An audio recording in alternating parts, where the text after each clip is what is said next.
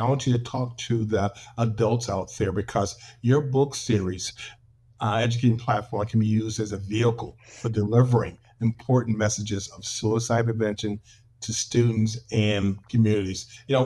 Unfortunately, out here in Tempe, Arizona, and Maricopa County, we have a high teenage suicide thing. I just don't know why, but we do. So, kind of talk to us, the adults, and kind of maybe get some uh, triggers that we may look at and see maybe some of how do we talk to our students, our teens, our kids, so we can kind of figure out what's going on. Because our battle now these days is those darn smartphones. They get more information from those phones, and all of a sudden now they don't talk to us. It's like, ugh, how do we do that? I mean, really, it's truly a matter of sitting down and feeling safe to have those real conversations. Yeah.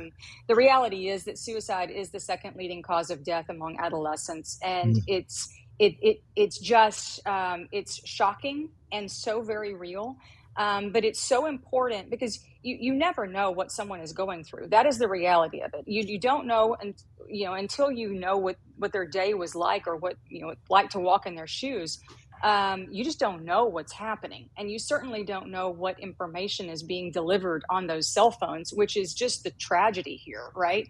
um, so I would say it's really having an open communication, and enabling kids to feel safe to talk about the messages that are being delivered and the comments that are being said, and not feel embarrassed about it, because there are so many relentless critics and anonymous critics out there. Mm. It's so important that they know that those comments are not a reflection of them, and to have that dialogue up front and young. You've got to get it young. We work with the Texas Department of Agriculture to provide a suicide prevention helpline. It's their helpline, and we facilitate that and give that number out to through our website as part of the service.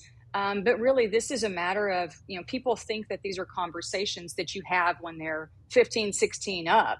You got to start having it early on, because the reality Mm. is they're receiving this information so much younger. And if we can make them feel safe to talk about it and instill that sense of self-worth and confidence and character early on, then it becomes a less scary topic, and you don't feel embarrassed about all the information you're receiving.